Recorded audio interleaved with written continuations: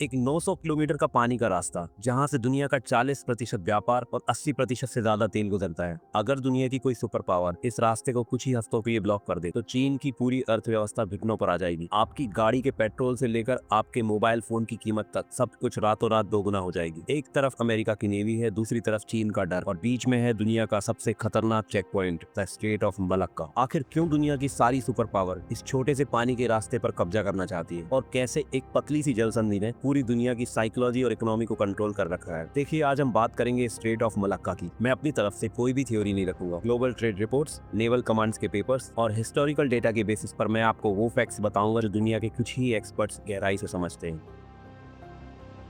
आइए सबसे पहले समझते हैं कि स्ट्रेट होता क्या है। जब दो अलग अलग सी या वाटर बेसिन को कोई पाथ जोड़ता है तो उसे स्ट्रेट कहते हैं। मलक्का स्ट्रेट इंडियन ओशन और साउथ चाइना सी को एक नैरो पाथ से जोड़ता है। 7वीं सेंचुरी के टाइम पे ये जो रूट था ये बहुत ही इंपॉर्टेंट हो गया था पूरी दुनिया के लिए, क्योंकि इन रास्तों से ईस्ट एशिया और वेस्ट एशिया का पूरा ट्रेड होता था, चाहे मिडिल ईस्ट की कंट्रीज हो, इंडिया हो या यूरोप हो। अगर किसी को ईस्ट एशिया में घुसना है तो इसी रूट का यूज किया जाता। इसकी अहमियत को देखते हुए सन 1509 से सन 1511 तक पोर्चुगीज ने इस एरिया को यानी स्टेट ऑफ मलक्का को पूरी तरीके से अपने कंट्रोल में ले लिया था। बाद में सन 1603 में डच कंपनी ने पोर्चुगीज को हराकर इस एरिया पर अपना कंट्रोल कर लिया। इसके बाद ब्रिटिश ईस्ट इंडिया कंपनी ने जनवरी 1819 में इस रूट को सिक्योर करने के लिए उसके पास के सुनसान टापू, जिसे आज हम सिंगापुर कहते हैं, उस पर अपना पूरा कंट्रोल जमा लिया। ब्रिटिशर्स ने इस पोर्ट को फ्री ऑफ कॉस्ट कर दिया ताकि दुनिया भर के शिप यहाँ पर आए, और इसी स्ट्रेटेजी ने एक गरीब टापू को दुनिया का सबसे अमीर देश सिंगापुर बना दिया।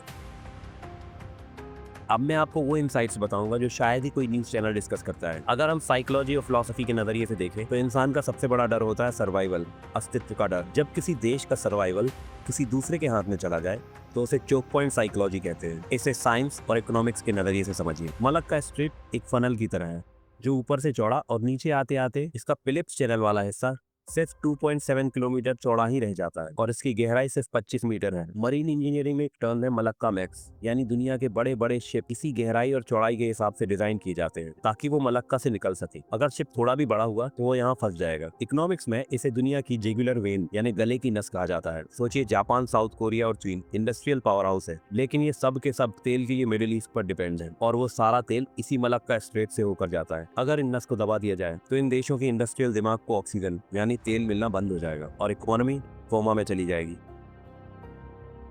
अब आते हैं करंट सिचुएशन पर। चीन आज दुनिया की सबसे बड़ी इकोनॉमी बनने की रेस में है, लेकिन चीन के पूर्व राष्ट्रपति हू जिनताओ ने 2003 में एक टर्म दिया था, द मलक्का डिलीमा यानी मलक्का दुविधा। चीन का 80% से ज्यादा तेल इसी मलक्का स्ट्रेट से आता है। चीन को डर क्या है? डर ये है कि मलक्का स्ट्रेट के एक मुहाने पर इंडिया के अंडमान और निकोबार बैठे हुए हैं। ये आइलैंड्स एक मेटल चेन की तरह है। अगर कल को चीन और इंडिया या अमेरिका के बीच युद्ध होता है तो इंडियन और यूएस नेवी मिलकर इस 2.7 किलोमीटर के रास्ते को ब्लॉक कर देगी। चीन की पूरी इकोनॉमी कुछ ही हफ्तों में ताश के पत्तों की तरह ढह जाएगी। यही रीजन है कि चीन इस रास्ते का अल्टरनेटिव ढूंढने के लिए पागलों की तरह पानी में पैसे बहाए जा रहा है। इसी डर ने चीन ने पाकिस्तान के साथ मिलकर बलूचिस्तान में ग्वादर पोर्ट बनाने की डील कर ली। प्लान ये था कि चीन के काशगार से लेकर बलूचिस्तान के ग्वादर पोर्ट तक रोड्स, रेलवे, एनर्जी पाइपलाइन और फाइबर ऑप्टिक्स का एक पूरा सी पैक कॉरिडोर बनाया जाए। चीन का आइडिया है कि तेल मिडिल ईस्ट से सीधा ग्वादर पोर्ट पहुंचे और वहां से जमीन के रास्ते पाइपलाइन के जरिए सीधा चीन पहुंच जाए ताकि उन्हें मलक्का स्ट्रेट से गुजरना ही ना पड़े। लेकिन बलूच लिबरेशन आर्मी ने सी पैक पर इतना नुकसान किया है कि आने वाले कई सालों तक बलूचिस्तान में ये प्रोजेक्ट खतरे में आ गया है। इसके अलावा चीन थाईलैंड में क्रा कैनल नाम की नहर बनाने की कोशिश भी कर रहा है ताकि मलक्का को बाईपास किया जा सके, लेकिन अमेरिका और इंडिया अपनी डिप्लोमेसी से उसे भी कामयाब होने नहीं दे रहे।